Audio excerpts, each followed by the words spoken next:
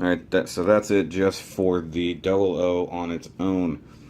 But you all know that there's more to this guy than just the Gundam. There is, in fact, the O-Riser. One of the coolest little spaceships slash equipment slash weapons that, well, I've seen in a long time.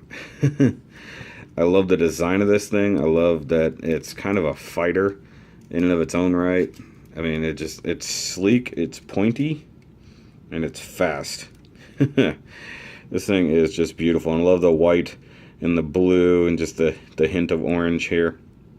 And of course, if you watched the series itself, you saw, this thing came in a little bit after they got the double O. It wasn't quite ready yet. So they needed this because it is the O-Riser. It does, in fact, make the double O more powerful. And, yeah, it's a great little thing. Now, it in and of itself comes with a couple little options. I'm going to go ahead and pull these guys off, if I can. Like I said before, there's some differences here. If you notice, that's actually the blade from the GN Sword 3. So because I used the rest of the GN Sword 3 for another custom, this is what I ended up getting. So the shield blade, it got an upgrade. So I'll have this on the actual double O here in a little bit. Let's set off to the side.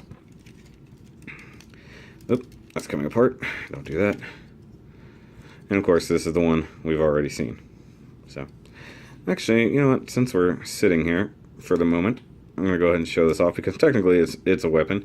It only wielded this once, I believe, in the whole series. You only see it early on before it really gets the O-Riser. These kind of combine, and because I added that extra sword bit on there, it's actually pretty cool. You just connect it to the forearm via those pegs.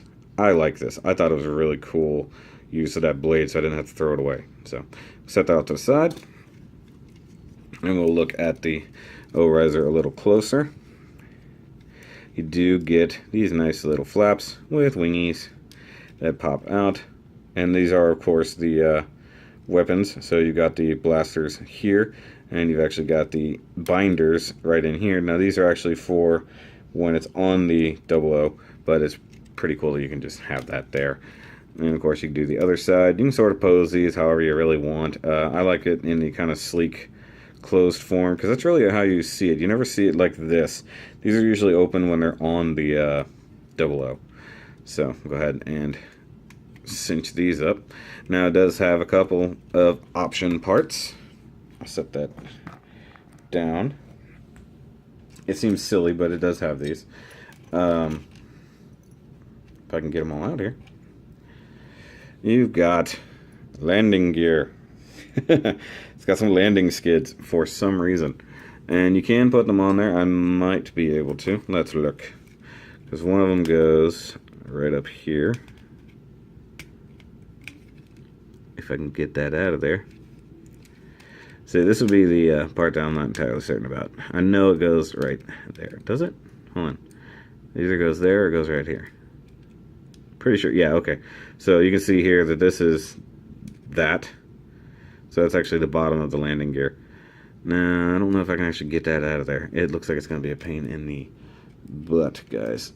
And then the other two landing gear are right there. I really wanted to show that off just because it's a silly, silly little option that you can do. And it gives you, there we go. It gives you just a couple little display options because, well, not everybody wants it displayed out the way it was. Okay, let's see here. So the line goes one way, and of course there's more lines on this.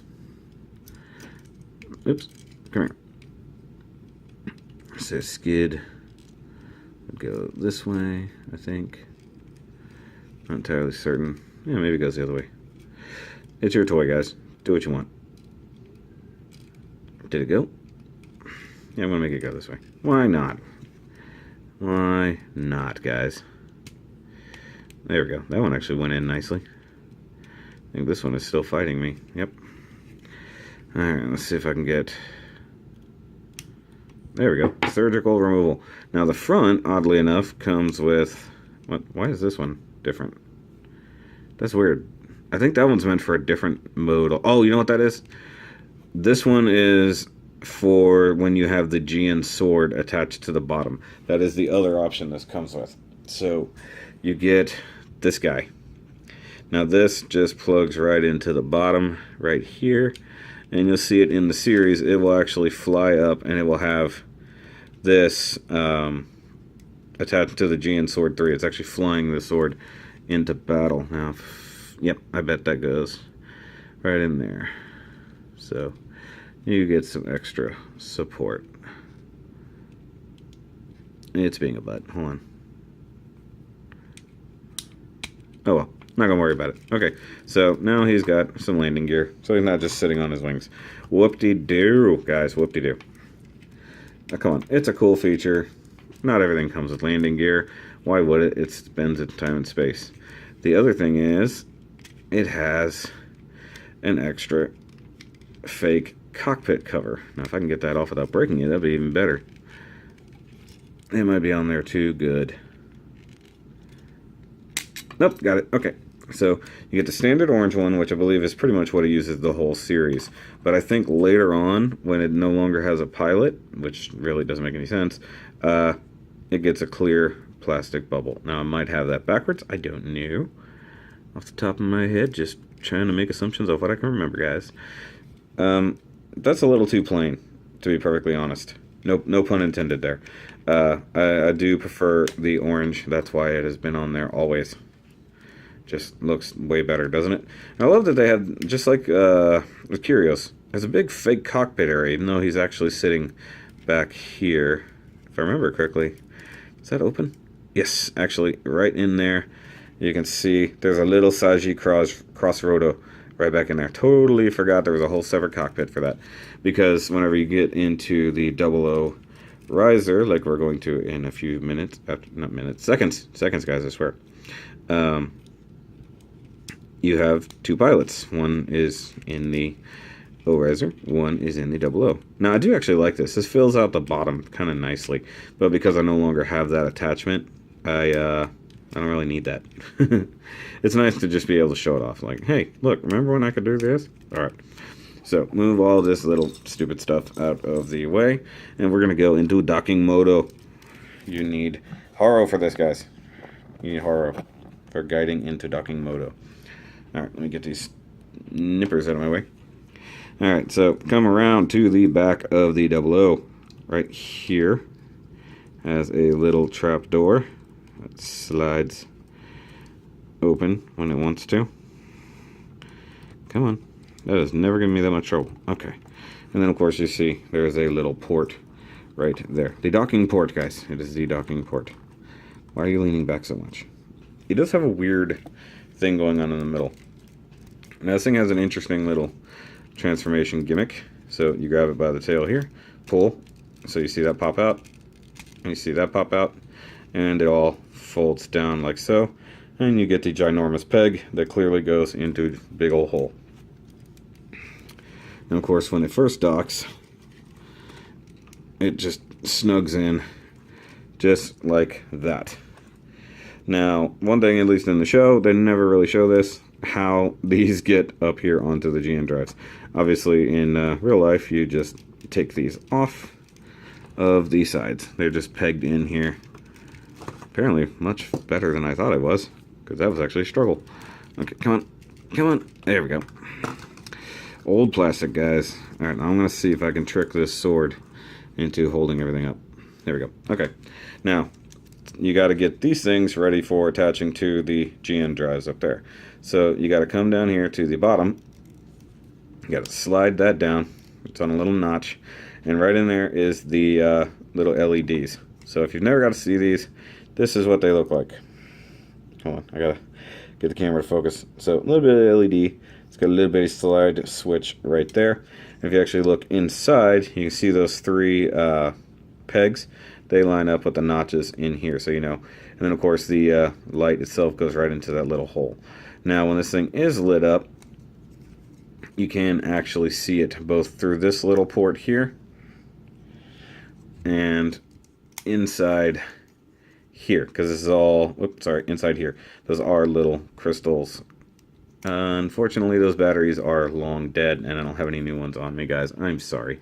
But as for making that be able to dock, you gotta flip this over. You push in on that. Sorry, I was pushing on the peg, not the right spot. And then go ahead and put this back on. And then you've got this little kind of half U shape here. You come over here to the side. It's going to be hard to see this, but there's a couple little notches like right there that this will line up in. And it will only go on in this one spot.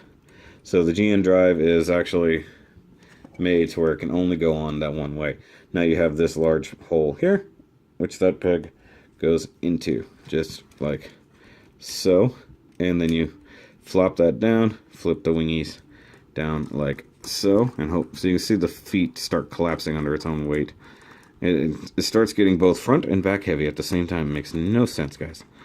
See, look, the middle of the torso really wants to lean back. Let's see, once again, try to get that sword to prop it all up. Okay, go ahead and get this one transformed as well. That piece just fell out nice and conveniently. Now you can also just go ahead and plug that on right there. And if you know what you're doing, you just jam it on there, like so. Of course, whenever it's got the GN drive only on one side, it does want to fall over to one side. This guy definitely suffers from heavy shield syndrome because that's all it can do. Now, come on, stand up, buddy. Stand up on your own feet. And also wants to start doing the splits. There we have it. The 00 riser, almost 7 swords. It's 00 riser, 6 swords, because it's only got these and the beam saber. We're not really going to count this. Although, I will now show where these peg in. So you just flip this little switch here. And they go right there. So, backpack mode or actual normal riser mode, you can do that. And they do peg onto the back of the forearm as well. Come on, where are you at? There it goes. Okay, I like to tuck those just a little bit. So, whew. Alright guys, this review has gone on for a long time. I'm probably going to have to edit out some of it, not going to lie. I will go real quick and show off it with its predecessor, the Exia. So you can kind of see where it has come from. So, here next to his slightly older brother. So, older little brother, sort of. You can see how Setsuna's basically kept the blue on top, white below kind of aspect. And then, of course, you know, with mine, I've got some slightly different paint job on it, too. And just to do a slight update, I added those stickers that I never put on. I actually just did those right before the review. So, now this guy, just once again, I was kind of scared of doing actual stickers. So, still have tons of marking decals that can go on this guy. Didn't even use all of the foils. But of course, they give you different options for these foils. So, you can do whatever. And even some dry transfers I never put on this guy. So I might actually do some. And of course, I technically have extra because I have the 7 swords ones as well. But alright, that's it for this review, guys. It's gone on long enough. I really hope you guys are enjoying O-ctober as much as I am enjoying making these for you guys. So next up on Master Grade Monday, we will finish up O-ctober with the 00 Quanta, which is also slightly customized, and you will see a lot to go with that.